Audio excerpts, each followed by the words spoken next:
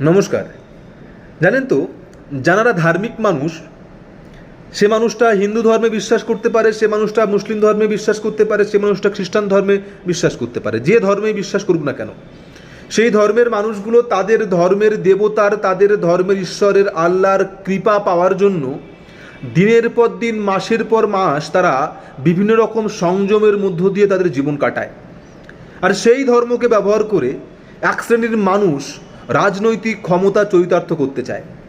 এখান থেকে বেশ কিছুদিন আগে আমাদের মাননীয় প্রধানমন্ত্রী নরেন্দ্র মোদীর মাকে নিয়ে যে সমস্ত ছেলেমেয়েগুলো খারাপ কথা বলেছিল বলে আমাদের মাননীয় প্রধানমন্ত্রী সোশ্যাল মিডিয়াতে এসে দুঃখ প্রকাশ করেছেন। অবশ্যই কারোর মাকে নিয়ে, কারোর পরিবারকে নিয়ে কাউকে ব্যক্তিগত আক্রমণ করা একদমই উচিত নয়। তার উপরে উনি আমাদের প্রধানমন্ত্রী, ওনার ক্ষেত্রে তো একদমই নয়।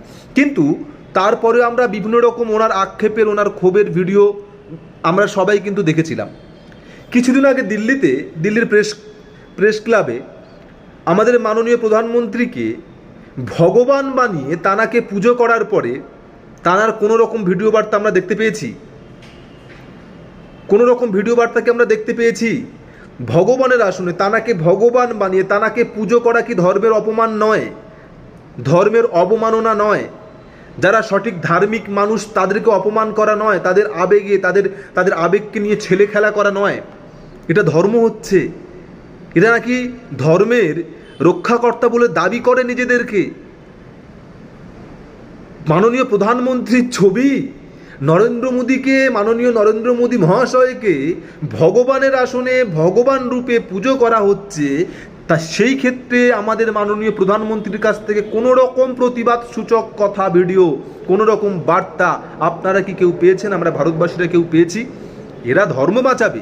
সায়নী ঘোষ শিবলিঙ্গের সাথে খারাপ ব্যবহার করলো, অপমানজনক কাজ করলো, সে কথা আমি নয় সোশ্যাল মিডিয়া নাইবা বললাম। আপনারা সবাই জানেন যে সায়নী ঘোষ হিন্দু ধর্মকে অসম্মান করলো।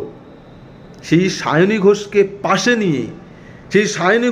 পাশে নিয়ে এরা ধর্ম পালন করবে? এরা ধার্মিক না ধান্দাবাজ? সেটা কিন্তু ভাবার সময় এসেছে।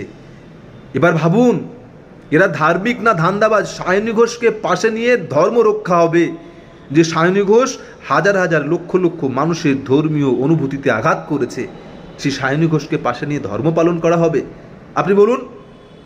কলকাতার প্রাক্তন মেয়র ফিরহাদ হাকিম মহাশয়, আমরা বারবার শুনেছি তিনি চুরি করেছেন, তিনি হিন্দু ধর্মকে অপমান করেছেন। আজকে সেই ফিরহাদ হাকিম মহাশয়ের বিরুদ্ধে ব্যবস্থা কবে হবে? ধর্ম রক্ষা করা এক জিনিস, আর ধর্মকে কেন্দ্র করে ধান্দাবাজি করে ক্ষমতায় থাকা আর এক জিনিস। দিনের পর দিন হিন্দু ধর্মের যদি সবচেয়ে বেশি ক্ষতি কেউ করে থাকে, এরা করছে দিনের পর দিন। নরেন্দ্র মোদীকে ঠাকুরের আসনে বসিয়ে পুজো করা হচ্ছে, সেখানে দাঁড়িয়ে সবচেয়ে আগে প্রতিবাদের আওয়াজটা আসা উচিত ছিল প্রধানমন্ত্রীর কাছ থেকে। প্রধানমন্ত্রী চুপ, কোনো কথা নেই। আপনারা কেউ পুজো করতে চান? নিশ্চয়ই চান না। সবচেয়ে বড় হিন্দু ধর্মের অসম্মান এই কাজটা।